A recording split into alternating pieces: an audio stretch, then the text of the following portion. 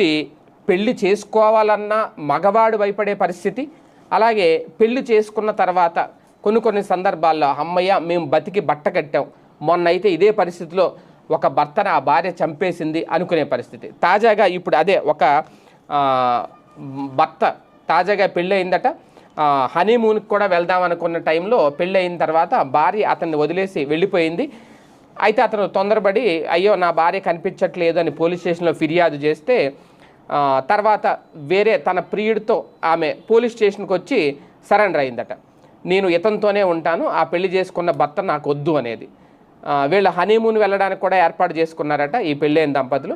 భార్య ఇలాగ వెళ్ళిపోయిందని తెలుసుకొని అతను చెప్పిన మాట ఏంటంటే, అమ్మయ్య నేను బతికి బయటపడ్డాను, నా భార్య చేతిలో నేను చనిపోలేదు, వాళ్ళిద్దరికీ పెళ్లి చేసేయండి అంటూ అతను సంబరం చేసుకున్నాడట.